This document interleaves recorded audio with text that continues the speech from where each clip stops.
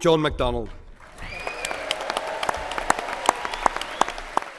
Austerity is just a word almost meaningless to many people. What does it actually mean? Well, for Michael O'Sullivan, austerity was more than a word. Michael suffered from severe mental illness. He was certified by his GP as unable to work, but despite the evidence submitted by 3 doctors, he was assessed by the company, given the contract for the work capability assessment, as fit for work. Michael killed himself after his benefits were removed. The coroner concluded that his death was a direct result of the decision in his case. And I don't think Michael's case is alone. I'm grateful to Michael's family for allowing me to mention him today, and I send them, and I'm sure on behalf of us all here, our heartfelt sympathy and condolences.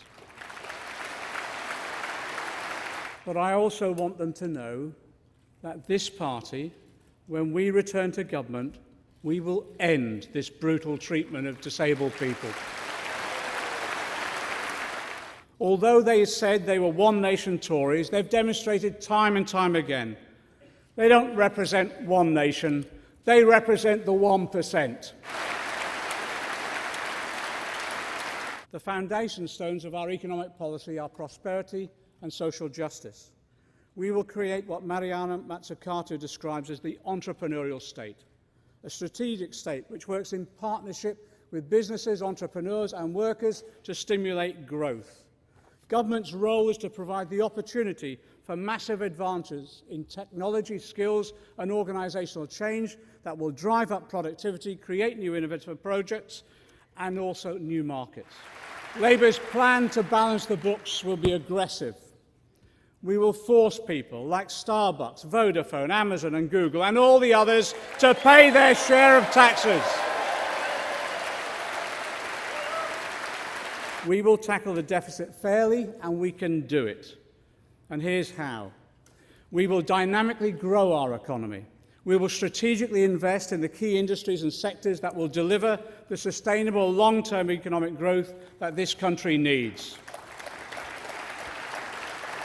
Economic growth that will reach all sections, all regions and all nations of our country, and I mean it. I tell you now, I was devastated by the Labour losses in Scotland.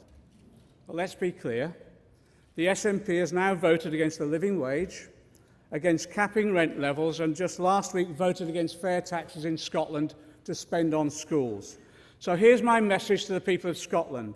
Labour is now the only anti-austerity party.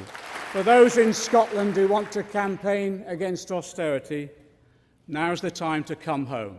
Come home to Labour. I tell you, this is an immense task. That's why we need to draw upon all the talents outside and inside the party. I admit I was disappointed after Jeremy's election that some people refused to serve. In the spirit of solidarity upon which our movement was founded, I say, come back and help us succeed. Come back.